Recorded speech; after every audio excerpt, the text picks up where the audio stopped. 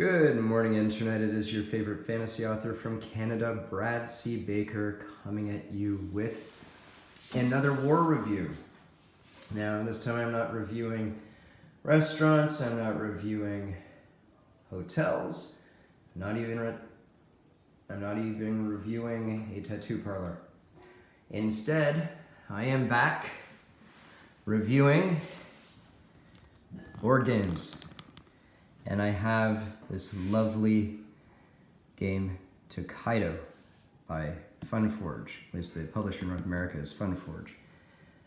I have selected this game, which is a game about Tokaido, which is the road between Tokyo and Kyoto along the seaboard of Japan. And I figured, since I've had such a stressful time lately, that it might do me well to do a review on something that's more zen and serene. Because there's been a lot of drama in my life lately, and I need to mellow out. So, without further ado, as you can tell, the shrink wrap is still firmly on the box. So we're gonna do an entire unboxing for you. Now, I'm not one of those fancy reviewers or vloggers that has all these knives and whatnot. I have fingernails. So, one slice. Let's go with another slice down here.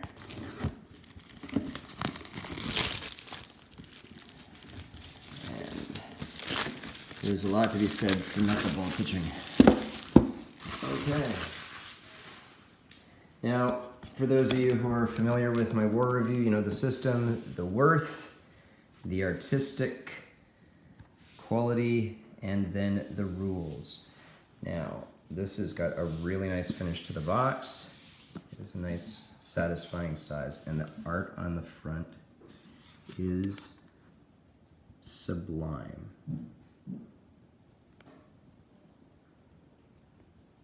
Beautiful. Okay, so bear with me here. My usual camera woman is still in the Philippines. Let's bring my drama. And open it comes. Now, immediately, you can see it is packaged quite nicely. Wow.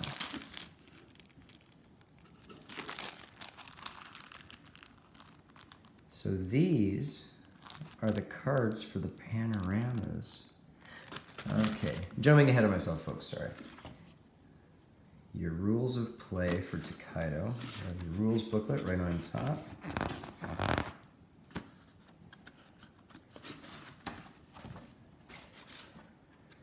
Okay, I don't even think that legally you can call it a booklet. 4 pages makes it a pamphlet. So yeah, this beautiful, fairly easy to read.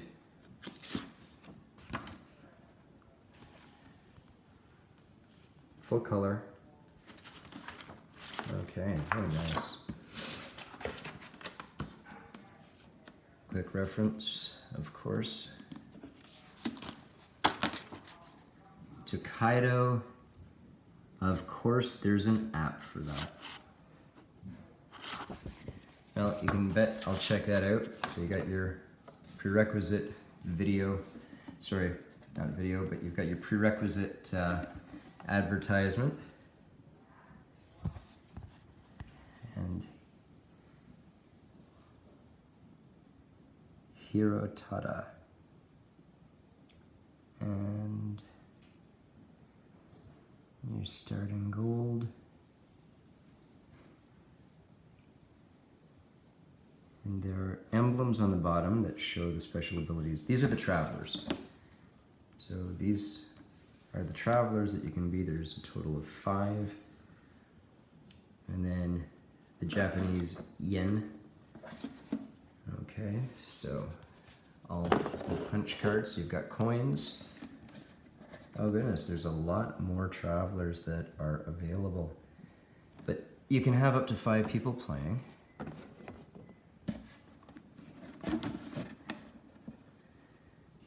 And here's the board. Okay, well, we'll check out the board later. Oh, how lovely. Oh, I love that little detailing into the vacuum pressed holder. Got a deck of cards. You've got room for cards there. And your coins go here. Your character pieces will, I'm assuming, go here when you're done.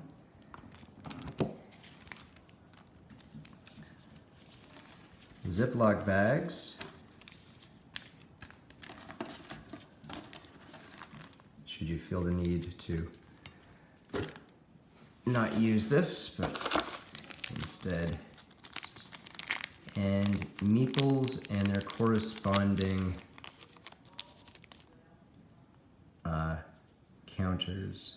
So again, there's 5 and 5 corresponding counters. And I really like the choice for the pastels. Now I'm going to quickly just pop this to see if indeed, oh yeah, that's nice.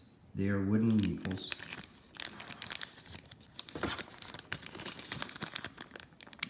Anytime you can kill a tree, folks. It feels good. Hey, don't judge me. Ask the beavers. They'll tell you the same thing. Swear to God. All right, so I'm going to move the top and the bottom of the box down so we can get a closer look at some of these components for you. Now, the board is interesting in as much as it is a very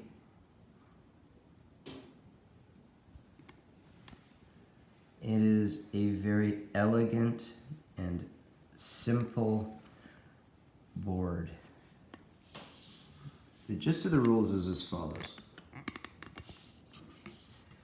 At this location, this represents the temples, and depending on how much you donate, your corresponding color, you put your coins there.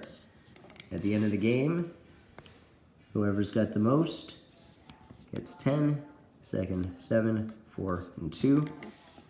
And your victory point tracker is up here, going all the way across the entire length of the board to the conclusion. Now, everybody starts here in Tokyo at an inn, and then you start to move. Now if you have 4 or 5 players, you'll notice these second spots on some of the map places. These are representing where your meeples can stop. Once you've stopped in a spot, you block it for everybody else. But here's the kicker. You can move as far along as this track as you want up until this inn. So if you want to like really rush it, you can just go blah, blah, blah, blah, blah, and end your turn here first. The further away down you are is the further back you are. The person who's in the back gets to take as many turns as they want until they're not in the back anymore. So you have, let's see here, I believe it's a temple. Sorry, temple, affirm, that is a panorama, there's a visitor, it's another panorama, that's affirm. And it's nice because they show you exactly up here that you just get 3 coins. That's an encounter, I believe. Yeah, a merchant that you can buy stuff at. That is a hot spring. Sorry, so there's a hot spring. That is one of the panoramas. And then you can meet visitors, and essentially you proceed along this path till you stop here. Everybody stacks up and you buy stuff to eat, and you go to the next inn, and then you repeat to the next inn, and then the final leg of the journey to Tokyo. Of course, there's a variant that you can go back from Tokyo back home to Kyoto. Or, yeah. Regardless, I'm not going to get into the exact mechanics of how to play, because this is a review, not a tutorial.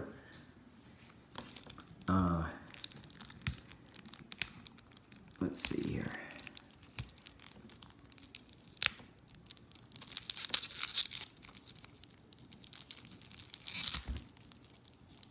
There's probably a little package that I should be able to get into nice and easy, but of course, I'm too blind to find it, but that's okay. I have industrious stubbornness on my side.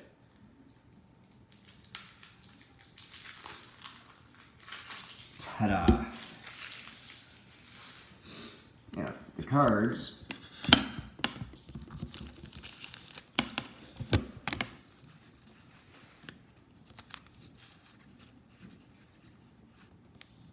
Those are hot spring cards. I have no idea what the lucky cat is.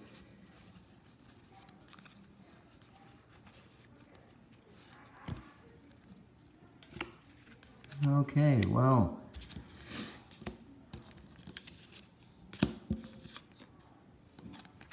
Where are you? Oh, I think you're one of the goals at the end? For some reason, these are all mixed up. I am seriously not impressed with that.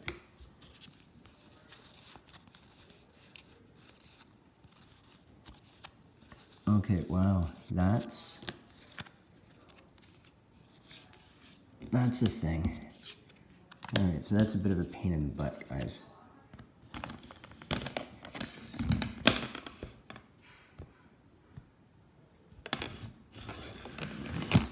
Angle this better for you. So essentially, that's really awkward. Okay, guys. Fun for it. You kind of dropped the ball on that one.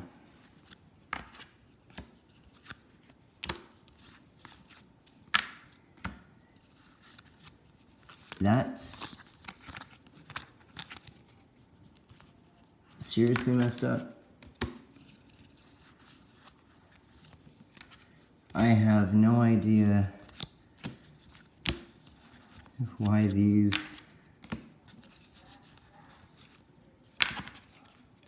are all distributed so apparently randomly.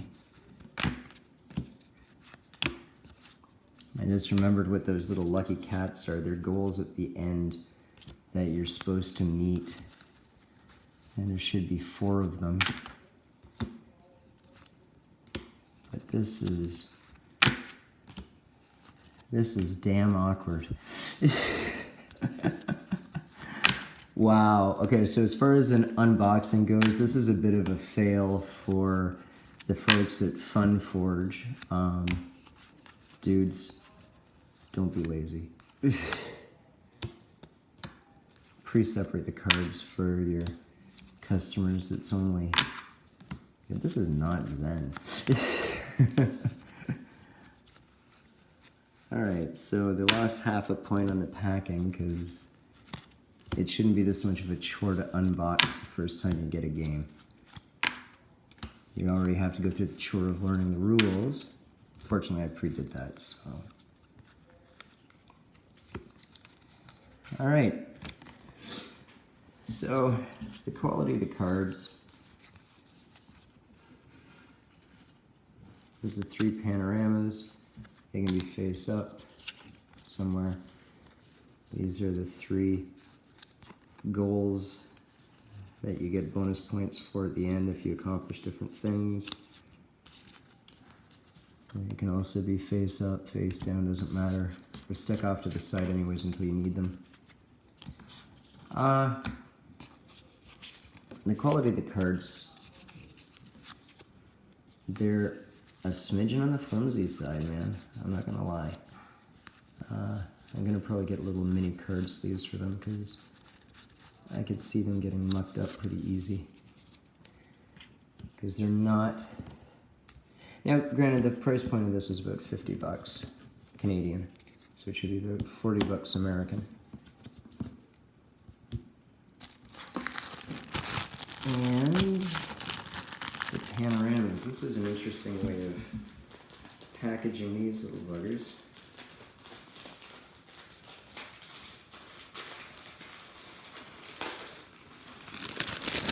So it comes in a sleeve. These are weird. They're almost magnetic. They've got this sort of static clang thing going on. Sorry, my aim is off.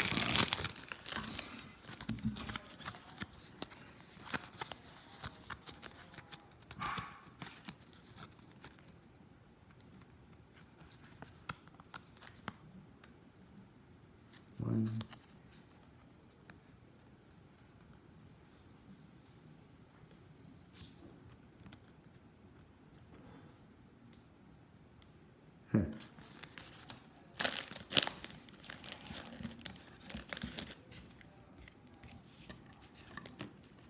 So you've got 3 panoramas that are all fit together. I gotta admit, they did a better job packing their panoramas than they did their deck. Okay, so good job on the panorama, guys. That's pretty reasonable. There's the mountain, Mount Fuji, a pastoral scene, and then an ocean scene. So, there you have it. Those are the components of Tokaido. It's playable from 2 to, and the die cut is good. Nice thick cardboard. I'd almost pay an extra 10 bucks to have these in metal. That's just me. Maybe they'll come out with an anniversary edition.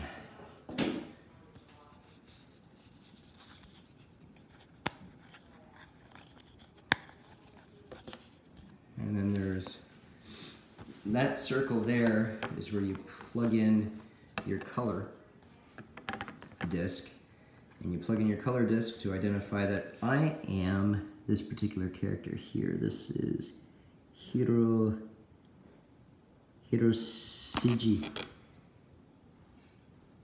And this person, I'm guessing is a painter. Starts with only 3. Oh, of course, he's a starving artist. Starts out with only 3 gold. And he can trade food for an art by the looks of it. In any event, I'll have to read up on the specifics of the special abilities. There's a simplified version where you don't give them any special abilities, you just go through the path into your shtick, which is a good learning curve. So, time to break it down. The worth of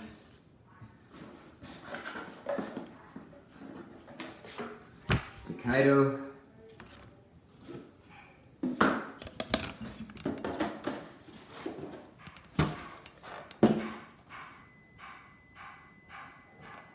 the worth of Tokaido. Okay, let's see. The worth of Tokaido. For what you get for 50 bucks, it's reasonable. It's not unrealistic. I don't feel jilted. But I mean, it's nothing to write home about either. The wooden meeples are nice. Heavy card stock. The cards are a little flimsy. The board is nice. All in all, but it's average. So I'd say about a 7 out of 10. The art, this is where it shines. The artistic presentation of the pastels and the elegant design, easily a 9 out of 10. The rules, oh, and the organization. Because the organization, how it sits in the box, again, really nice. Like I said, 9 out of 10 for the art, and for the rules, mechanics, and the replayability. This is something that you can take off your shelf for new gamers. You can take off your shelf for family night. You can take off your shelf for a couple of hardcore gamers that just want something, you know, brain candy. So the rules are elegant. I really like how the advancement works on the board. That's an interesting mechanic that you pick where you want to go and where you want to stop on your journey. It's very peaceful, very self-driven, and there's a strategy involved because you can block off your other opponents, and you are always watching how the track is flowing across the top of the board, so you always know sort of where you are, how fulfilled you are in your journey compared to everybody else. It makes for an interesting experience, and it's a fluid rule mechanic that I'm very excited to try firsthand. So tentatively, for the rules mechanic, because they're fairly ingenuitive, but elegant and simple, without taking away from the intricacies of your strategies that you can, you know, implement, I would say that I would give this a solid 8 out of 10. So the overall score is worth 7. 9 for art, 8. Overall, straight 8 out of 10. Really nice presentation. Good solid product from Fun Forge. Check it out. Without further ado, this has been another war review from Brad Baker. Boom, me out.